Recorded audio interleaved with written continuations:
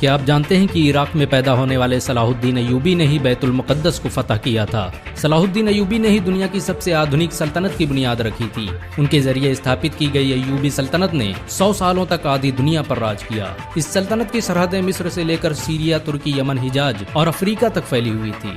Salahuddin Ayyubi दुनिया का पहला हुक्मरान था जिसने सबसे ज्यादा अस्पतालों और स्कूलों का निर्माण करवाया। उनके जरिए बनाए गए अस्पतालों में दुनिया के सबसे बेहतरीन डॉक्टर काम करते थे।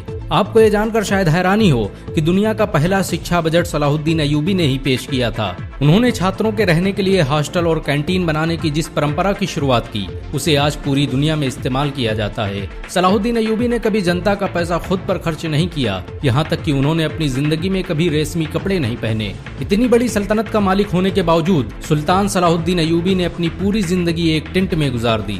सुल्तान सलाहुद्दीन अय्यूबी को इतिहास का सबसे न्यायप्रिय बादशाह कहा जाता है। उनके दरबार में हर इंसान को आने की इजाजत थी। सलाहुद्दीन अय्यूबी ने सप्ताह में 2 बार जनता दरबार लगाने की जिस परंपरा की शुरुआत की, उसे आज बहुत से देशों में इस्तेमाल किया जाता है।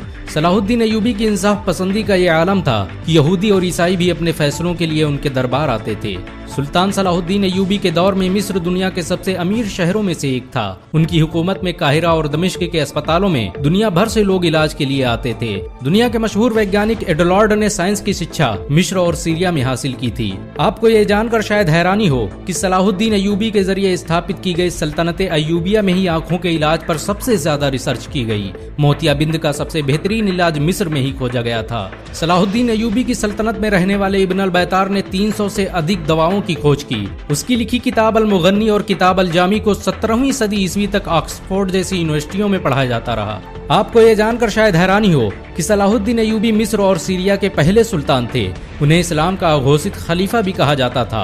बहुत कम लोग जानते हैं कि सलाहुद्दीन अय्यूबी ने ही बैतुल मुक़द्दस को फतह किया था। उन्होंने ही 1187 ईस्वी में सलीबियों को शिकस्त देकर मस्जिद अक्सा को आजाद करवाया था।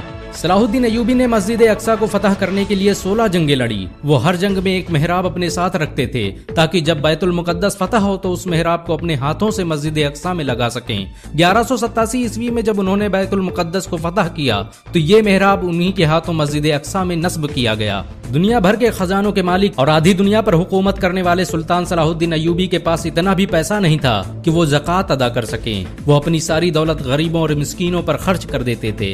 यही वजह है कि सलाहुद्दीन अय्यूबी कभी हज नहीं कर सके, क्योंकि इस्लाम में अपने खुद के पैसों से ही हज किया जा सकता है। सलाहुद्दीन अय्यूबी ने दुनिया की सबसे खतरनाक जंगें लड़ी। उन्होंने दुनिया की सबसे बड़ी सलीबी फौज को शिकस्त दी। इस फौज की ताकत का अंदाजा इसी बात से लगाया जा सकता है कि इसमें दुनिया भर के 6 लाख ईसाई शामिल हुए थे। यहाँ तक कि यहूदियों का एक बड़ा गिरोह भी सलीबियों की मदद कर रहा था। सलाहुद्दीन अय्यूबी शुरुआती दिनों में नूरुद्दीन जंगी के फौजी कमांडर थे, लेकिन 1164 ईस्वी में जब उन्होंने मिस्र को फतह किया तो नूरुद्दीन जंगी ने उन्हें मिस्र का शासक बना दिया और फिर सलाहुद्दीन अय्यूबी की सल्तनत का दायरा फैलता ही चला गया। यहाँ तक कि सऊदी अरब से लेकर इराक, शाम, सूडान, तुर्की और अफ्रीका तक का पूरा इलाका सलाहुद्दीन अय्यूबी के कब्जे में आ गया। सुल्तान सलाहुद्दीन अय्यूबी ने सलीबियों से लगातार 12 सालों तक जंग लड़ी। उन्होंने जंग हित्तीन में अपने 12,000 सिपाहियों की मदद से सलीबियों के 63,000 के लश्कर को खाक में मिला दिया। सलाहुद्दीन अय्यूबी की इंसाफ पसंदी के दुश्मन भी कायल थे। उन्होंने बैतुल मुक़द्दस को फतह करते ही ईसाइयों और यहूदियों के लिए माफी का ऐलान कर दिया। उन्होंने ईसाइयों को न सिर्फ बैतुल मुक़द्दस की जियारत की इजाजत दी, बल्कि उनके लिए खाने पीने और रहने तक का इंतजाम किया। सलाहुद्दीन अय्यूबी के इस इखलाक से यहूदी और ईसाई इतना प्रभावित हुए कि उन्होंने इस्लाम कबूल कर लिया। सलाहुद्दीन अय्यूबी के होते हुए किसी में मुसलमानों की तरफ आंख उठाने की हिम्मत न थी। यरूशलेम के बादशाह के भाई ने जब मुस्लिम हाजियों के काफिलों को लूटा तो सुल्तान सलाहुद्दीन अय्यूबी ने उसे सरेआम कत्ल कर दिया।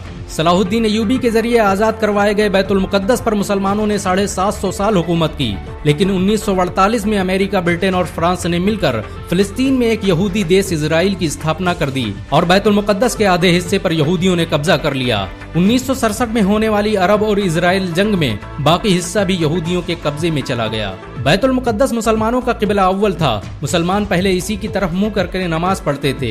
हजरत मोहम्मद सल्लल्लाहु अलैहि वसल्लम ने यहीं से मेराज का सफर तय किया था और मस्जिद अक्सा में ही तमाम नबियों की इमामत की थी।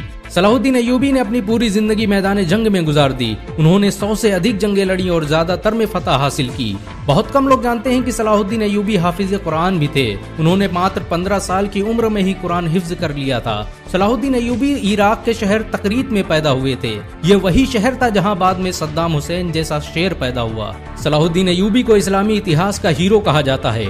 मुसलमान सलाहुद्दीन अय्यूबी को आज भी इज्जत की नजरों से देखते हैं। अगर एक मुसलमान होने के नाते आपको गर्व महसूस हुआ हो तो इस वीडियो को लाइक और शेयर जरूर करें। ऐसी और वीडियो को देखने के लिए हमारे चैनल को सब्सक्राइब करें।